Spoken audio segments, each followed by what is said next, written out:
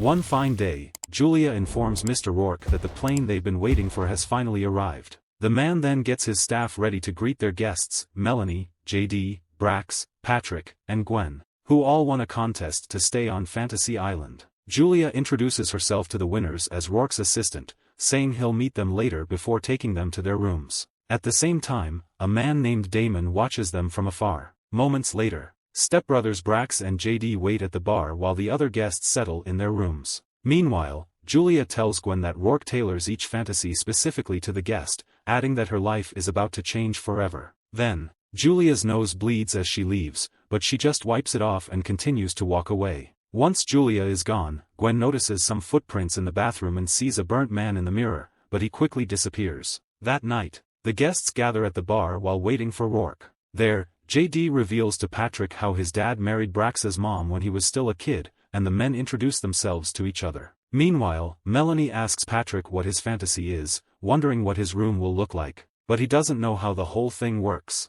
So, Melanie says it's virtual reality, and Patrick starts to think that it will be some sort of immersive experience. However, Gwen wants to know if the fantasy will involve a person from their lives. Thankfully, Rourke finally shows up to answer their questions. After properly introducing himself, Rourke reveals that there's only one fantasy per guest and that they must see it through to its natural conclusion. He also adds that fantasies rarely play out as anyone might expect, but they always play out exactly as they should. At the same time, Rourke says that everything will begin after a good night's rest, but since JD and Brax don't have their rooms yet, the host informs them their fantasy is about to start. A few minutes later, JD and Brax follow Rourke outside. While walking, JD keeps calling Brax T, an old nickname he hates. Then, Rourke brings the brothers to a rave at a mansion, revealing that their fantasy is to have it all. Once he leaves, JD parties with different women, and Brax enjoys the company of men. After a while, Brax sees a burnt man arrive at the mansion, but he thinks his eyes are just playing tricks on him. The next day, Rourke summons Gwen to his office, where he talks to her about her fantasy of getting a do-over. Then, Rourke learns that she turned down a marriage proposal before. Rourke wants to know if Gwen would say yes if she could do that moment over, and when she says she would, he leads her to a room where her fantasy awaits. Behind the doors, Gwen finds her ex-fiancé, Alan, waiting for her at a restaurant. Then, when they reach their table, Gwen gets confused because Alan is being nice to her even though she didn't speak to him for 5 years. However, Alan has no idea what she's talking about, saying he saw her in his bed that morning. Realizing everything is not real, Gwen tries talking to Rourke and says that's not what she wanted. However, the host simply tells her not to ruin her second chance to say yes to Alan's marriage proposal, adding that everything is as real as she makes it on Fantasy Island. Meanwhile, Patrick joins Melanie as she drinks and finally reveals his fantasy to enlist. But his mother made him promise that he wouldn't, so Patrick became a cop instead and got stuck behind a desk. On the other hand, Melanie admits that her fantasy is to exact revenge on her bully, Sloane. Melanie had to see a shrink she calls Dr. Torture because of Sloane, and now, she wants to feel what it's like to be on the other end. As if on cue, Rourke shows up and instructs Melanie to head to the elevator and push the button for the floor with no name. Melanie then notices water dripping inside the elevator, and upon reaching the designated floor, she starts recording and places her phone on a shelf. She then turns on a switch and finds Sloane in another room separated by glass, gagged and bound to a chair. Melanie thinks Sloane is just a hologram and reads the letter left for her, stating she can press the buttons for a variety of revenge. Eager to get back at Sloane, Melanie presses a button, which electrocutes her bully. She then pushes more buttons to continue torturing Sloane and eventually sees a video of her with a man who's not her husband, happily posting it online. After that, Melanie presses another button and sees the footage of Sloane's husband, Will, who watches his wife's leaked video and calls her to know if that's where she's been in the last 2 days.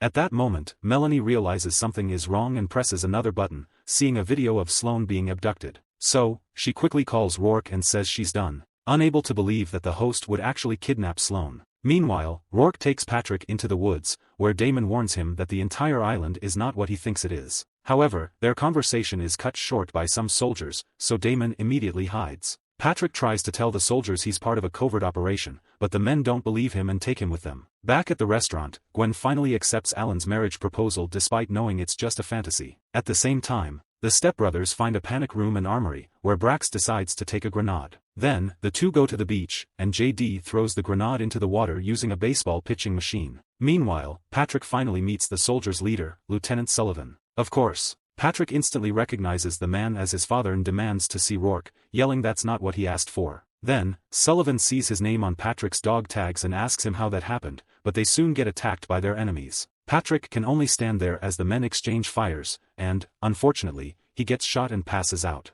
On the other hand, a surgeon suddenly enters Sloane's room. Melanie then bangs on the glass to stop the surgeon from hurting Sloane, realizing he's Dr. Torture. However, Dr. Torture ignores her and cuts Sloane's arm, so Melanie presses a button, which triggers a loud alarm and distracts the doctor. After that, Melanie instructs Dr. Torture to cut off Sloane's right ring finger, but when he's about to do it, Melanie presses a button and electrocutes him. She also presses another button to douse him with water, and once he loses consciousness, Melanie takes her phone and breaks the glass separating her from Sloane to help the girl escape. Concurrently, everything descends into chaos at the mansion when one of Brax and JD's model friends gets shot, so they immediately head to the panic room. Then, Brax calls Rourke and informs him of their situation. So the host tells him the intruders are probably Kalashov's men. Kalashov used to own that house, and Rourke adds that the problem with having it all is usually other people want to take it. Unfortunately, the panic room closes as Rourke and Brax talk, leaving the stepbrothers outside. Brax is now panicking, but the host reminds him they must see their fantasy through to its natural conclusion and ends the call. Unfortunately, it isn't long before Kalashov's men find JD and Brax. On the other hand, Sloane tries to understand how Melanie ended up on the island, thinking she's been kidnapped too. However, Dr. Torture soon arrives and tries to kill Sloane, but Damon saves them by stabbing the doctor. He then tells the ladies to come with him, and the two quickly follow him. Meanwhile, Gwen has a nightmare about the burnt man strangling her before waking up beside Alan. But, despite that, Gwen just tells Alan to go back to sleep.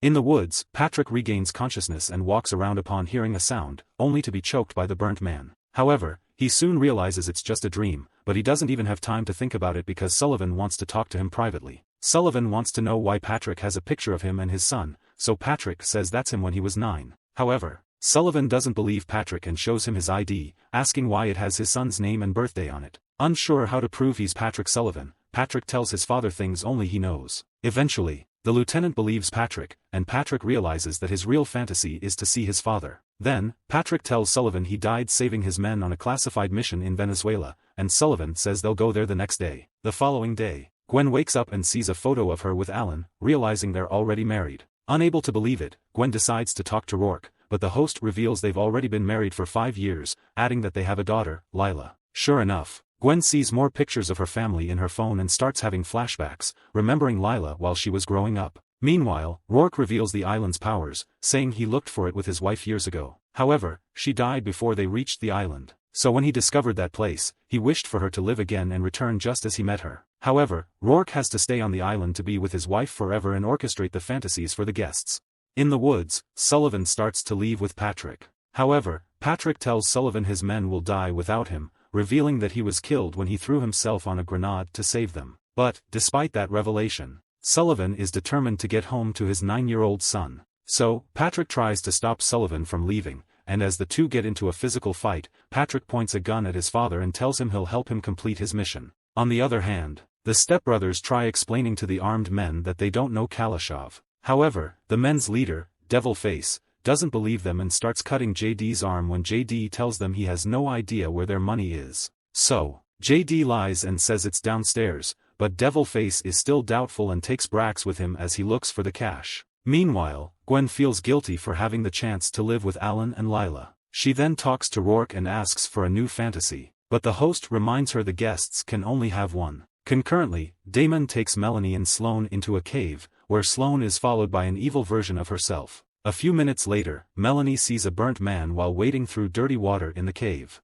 However, she chooses to ignore it, and they soon find a glowing rock with spring water. Damon explains that the water grants anyone's deepest desire, adding that he's been hired by a client to find out what's happening in that place. Damon was skeptical at first, but he soon saw his dead daughter when his fantasy started. Unfortunately, his fantasy turned into a nightmare, and Rourke destroyed his SAT phone when he tried calling for help. Knowing how to stop Rourke, Damon collects some spring water, which can bring a loved one back to life and turn them into a black-eyed zombie. Damon instructs Melanie to call the pilot he knows once she gets to the hotel and to smuggle the water off the island, making Sloane realize she wasn't kidnapped. Then, the rock shows that Melanie's fantasy was to ruin Sloane's life, and the two girls get into an argument because of that. However, since they're running out of time, Melanie eventually asks Damon to lead her back to the hotel. On the other hand, Gwen finds a sick Julia and helps her before telling her she wants a new fantasy. Gwen then reveals that someone died in a fire because of her, begging Julia to let her correct that moment.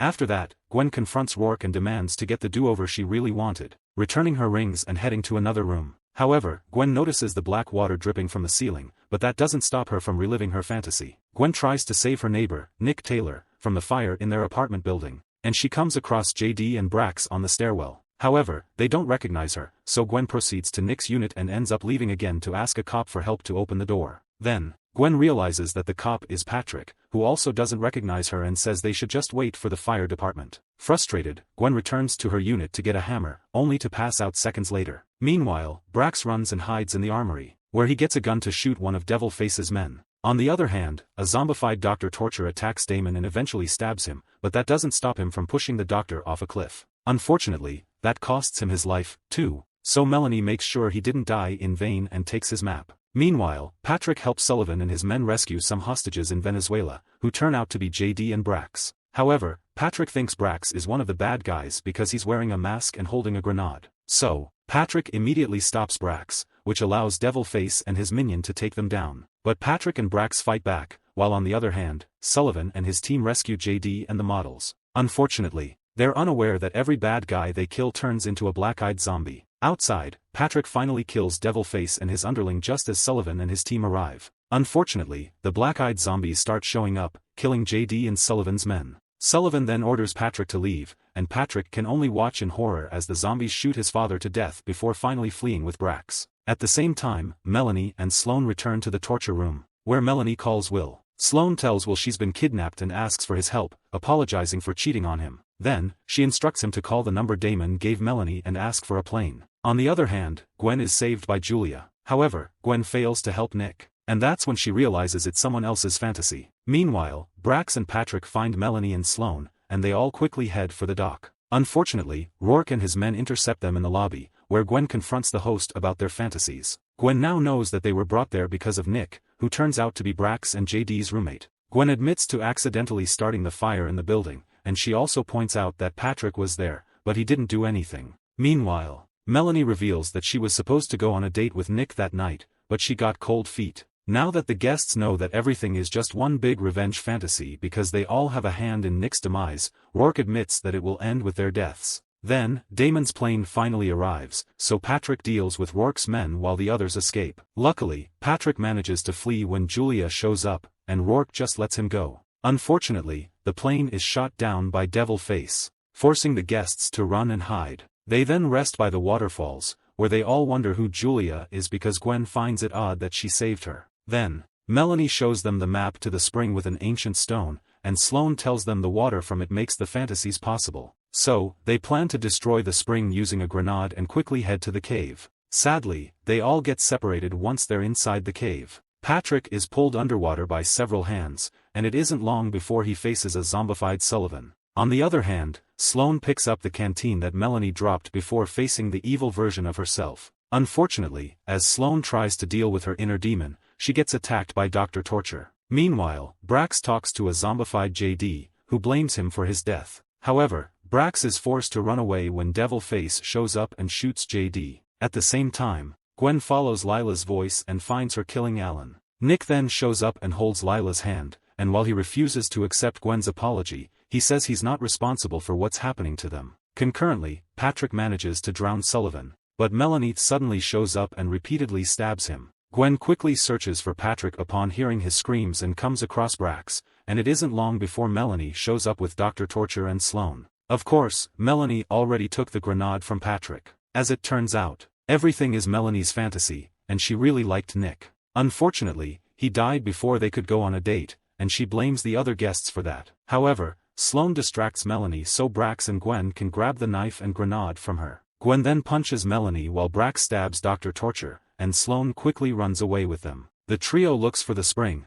and they luckily escape from Devilface and Evil Sloane. Then, once they find the spring, Rourke shows up and reveals that Julia is her fantasy because she's his wife. However, Rourke's wish was to have her back just as he met her, so Julia would appear without knowing him before getting sick and dying again. Unfortunately, after telling this story, Rourke grabs the grenade from Gwen, and he says he has no choice but to give Melanie her fantasy because that's the price he has to pay to be with Julia. Seconds later, Melanie arrives with her underlings, and Rourke throws the grenade with its pin into the spring. However, Julia talks to Rourke as he walks away, asking him to let her go and save the guests. Meanwhile, a wounded Patrick tries to urge Melanie to let the others go just as Rourke returns, and the host tells them all the guests get a fantasy. Because of that, Sloane drinks the spring water from the canteen, revealing that her fantasy is for Melanie and Nick to be together. Then, a burnt Nick grabs Melanie into the spring, and the black-eyed zombies eventually vanish. However, Melanie makes one last effort to get back at the guests and throws the grenade on the ground, leaving Patrick with no choice but to sacrifice himself to save his friends. Then, the next day, Gwen, Brax, and Sloane learn from Rourke that Patrick died as a hero. After that, Rourke eventually lets the guests leave since they won't remember the island, but Brax decides to stay to be with JD, even if it's just a fantasy. So, JD reappears and gets the ladies off the island, while on the other hand, Brax starts working for Rourke as his new assistant and uses the name, Tattoo, his stepbrother's nickname for him.